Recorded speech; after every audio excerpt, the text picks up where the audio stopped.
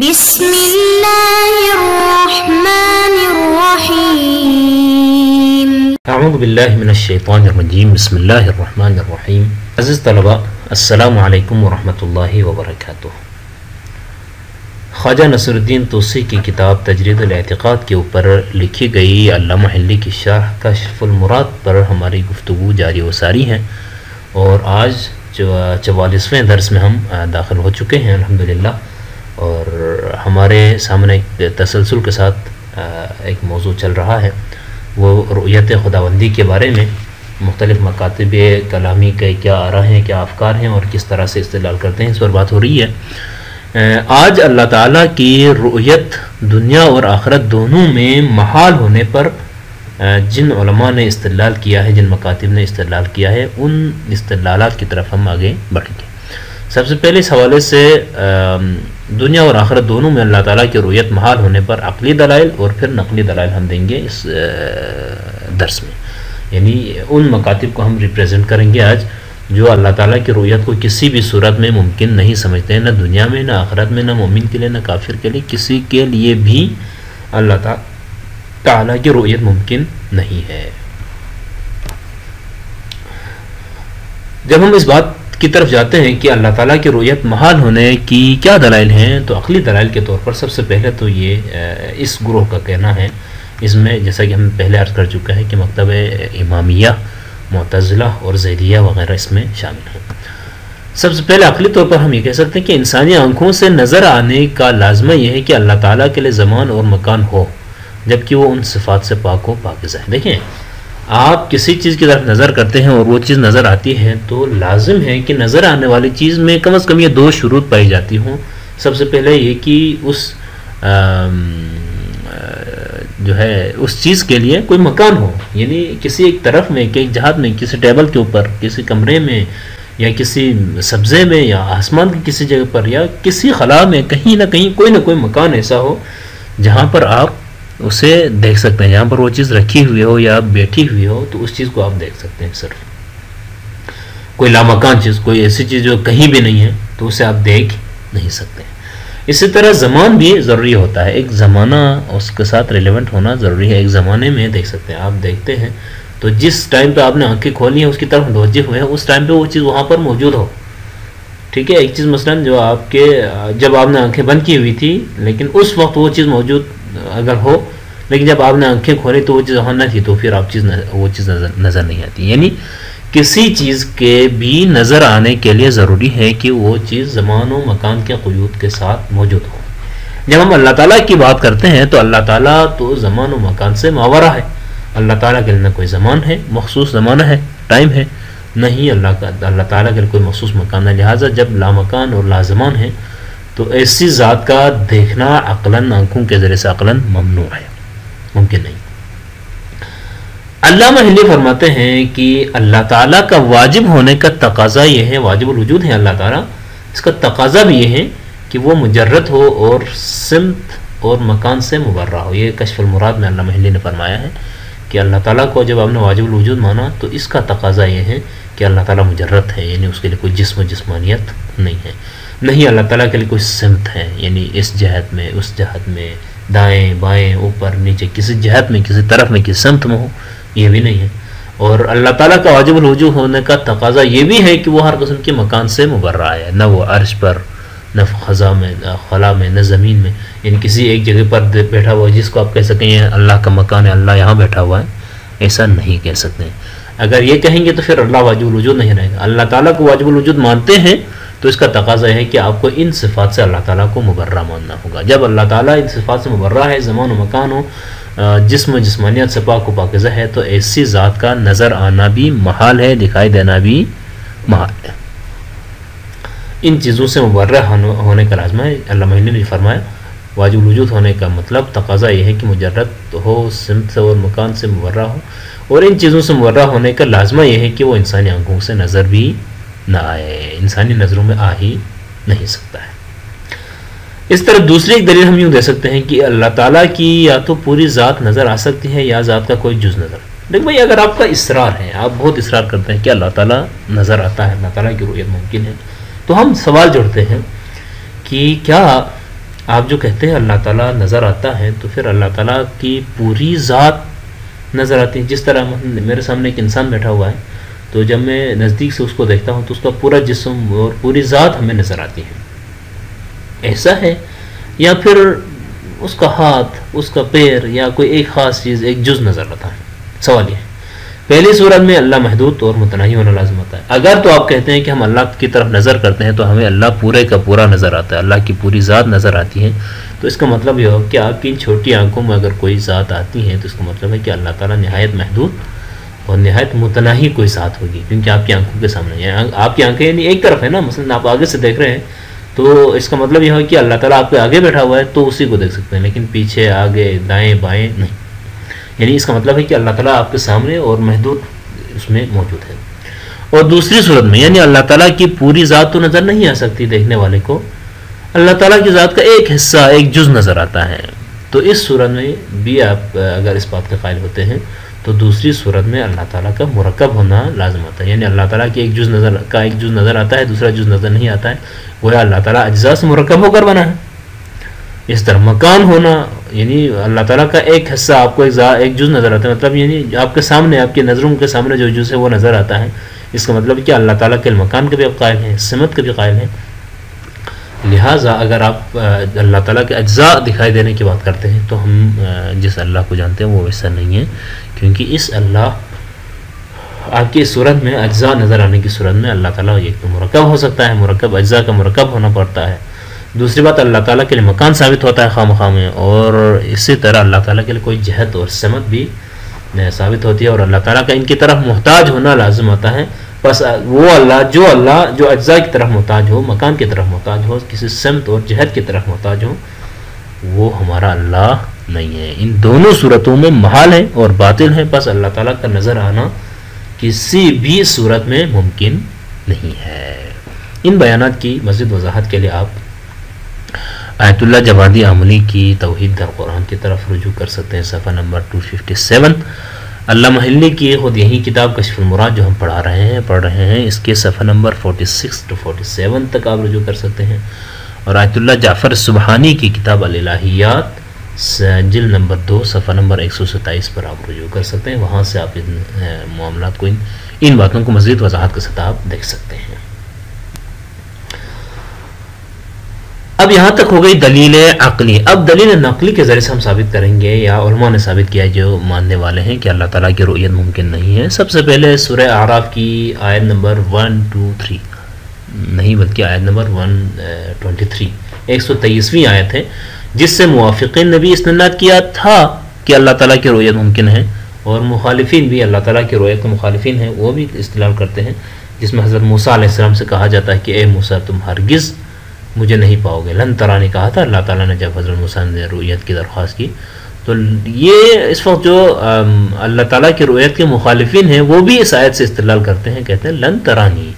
یہ لن حرف جازمہ ہے، اور یہ حرف ہے اس کا یہ لفظ جو ہمیشہ کی نفی پر دلالت کرتا ہے. لن ترانی یعنی اللہ تعالیٰ کی رؤیت ابدی نفی کرتی ہے، رؤیت ناممکن ہے. یعنی کبھی بھی موسیٰ آپ تبھی پوچھ رہے ہیں، آپ جب علم اور ٹیکنالوجی بہت زیادہ ترقی کرنے پھر بھی آپ نہیں دیکھ سکتے ہیں، اور تو اور قیامت میں بھی آپ نہیں دیکھ سکتے ہیں. لن ترانی کا مطلب یہ ہے کہ کبھی بھی ابدی طور پر آپ اللہ تعالیٰ کو دیکھ نہیں سکتے ہیں. لفظ لن لانے کا مطلب یہ ہے کہ لن ترانی اللہ تعالیٰ کو کبھی بھی کسی بھی صورت میں دیکھا نہیں جا سکتا ہے.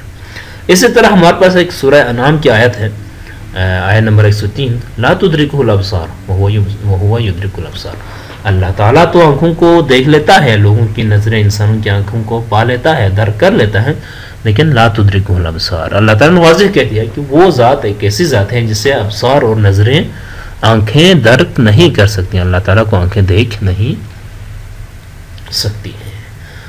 امامیہ اور معتزلہ متکلمین کے مطابق یہ آیت واضح طور پر دلالت کر رہی ہے کہ اللہ تعالیٰ انسانی آنکھ سے نظر نہیں آ سکتا. اللہ تعالیٰ کی طرف دیکھنا ہے تو ہمارے جسم میں، ہمارے سر میں یہ جو دو آنکھیں ہیں، ان آنکھوں کے ذریعے سے اللہ تعالیٰ کو دیکھا نہیں جا سکتا. ان بیانات اور ان دلائل کے لیے بھی آپ رجوع کر سکتے ہیں آیت اللہ سبحانی جعفر سبحانی کی رؤیت اللہ فی ضوء الکتاب والسنت والعقل الصریح کے صفحہ نمبر 64 اور 66 میں دیکھ سکتے ہیں. اسی طرح آیت اللہ جوادی عاملی کی کتاب توحید در قرآن کی صفحہ نمبر 258 میں دیکھ سکتے ہیں. آیت اللہ جعفر سبحانی کی اسی کتاب کے صفحہ نمبر 55 میں بھی آپ دیکھ سکتے ہیں. اسی طرح قاضی عبدالجبار کے اصول الخمسہ شرح اصول الخمسہ صفحہ نمبر 156 میں بھی آپ اس کو دیکھ سکتے ہیں.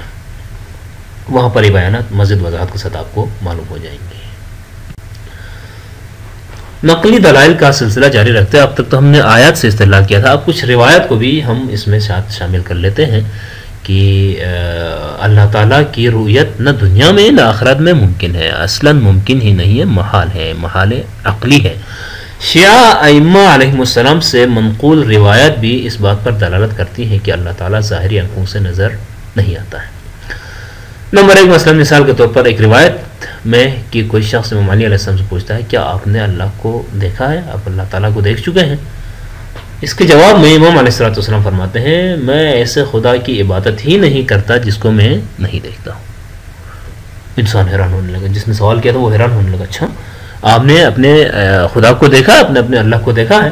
تو امام فرماتے ہیں میں کسی ایسے اللہ کی، کسی ایسے خدا کی، پروردگار کی عبادت ہی نہیں کرتا جسے میں نہ دیکھ سکوں.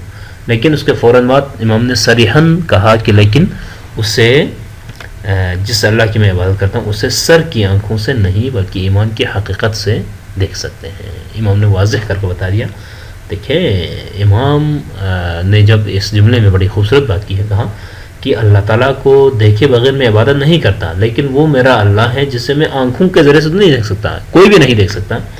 اللہ کی ذات وہ ذات ہے جسے آنکھوں کے ذریعے سے نہیں دیکھا جا سکتا، بلکہ ایمان کی حقیقت میں دل میں آپ ادراک کر سکتے ہیں، اللہ تعالیٰ کی معرفت رکھ سکتے ہیں. اللہ تعالیٰ کی معرفت جاننے کو، اللہ تعالیٰ کی معرفت رکھنے کو ہی دیکھنا قرار دیا امام علی علیہ السلام نے. لہٰذا دل سے آپ اللہ تعالیٰ کو مانتے ہیں، اللہ تعالیٰ کو پہچانتے ہیں، اللہ تعالیٰ کی معرفت رکھتے ہیں، یہ ممکن ہے، یہ ضروری ہے. لیکن آنکھوں سے اللہ تعالیٰ کو دیکھیں یہ پاسبل ہی نہیں.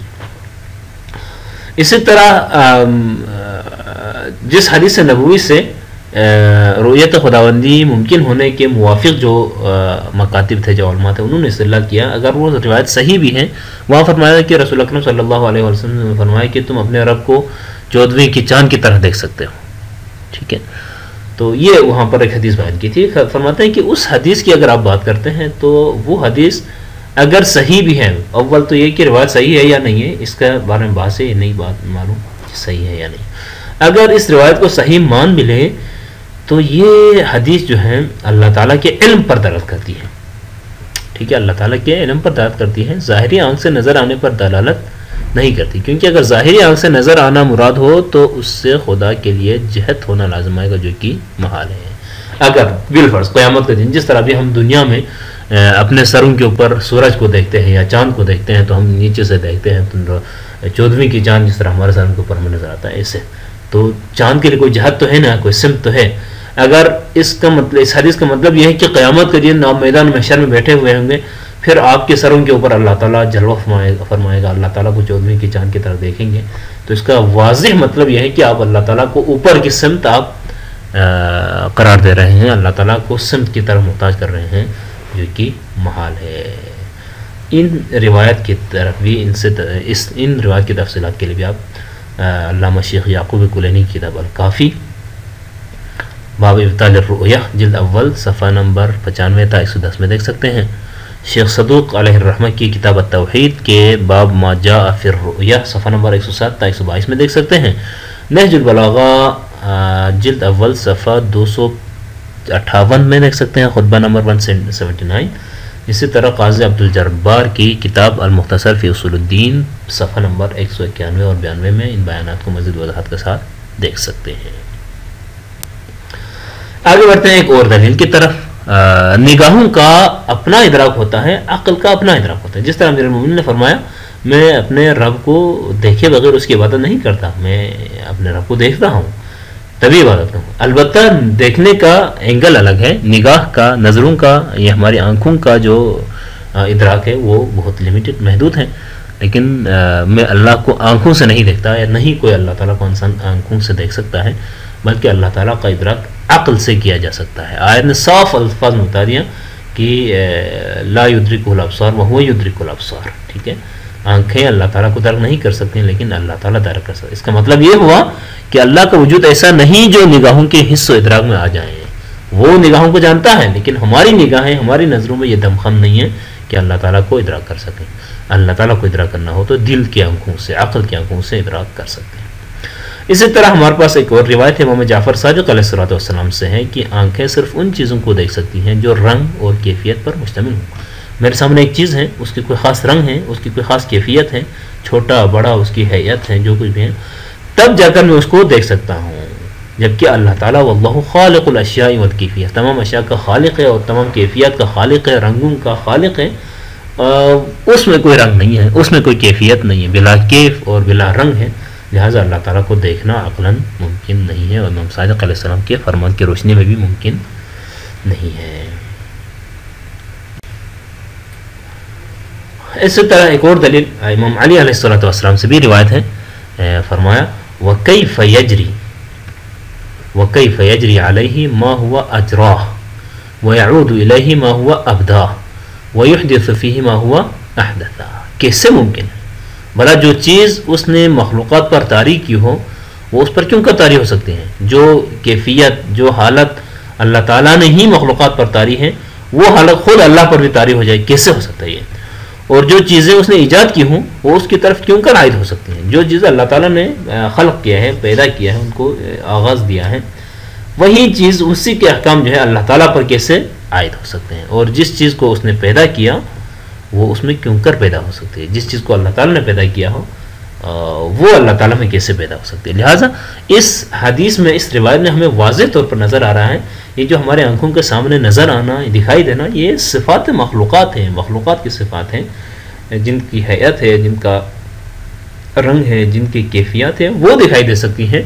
لیکن جو ان تمام چیزوں کا خالق ہو اس کے اوپر یہ مخلوقات کی صفات میں سے کوئی بھی صفت لاگو نہیں ہو سکتی ہے. یہاں تک ہم نے قیامت میں بھی اور دنیا میں بھی اللہ تعالیٰ کی رؤیت محال ہونے کے قائل افراد کے دلائل کا ایک مختصر سا جائزہ لیا. انشاءاللہ تعالیٰ اگلے لیسن میں ہم کسی اور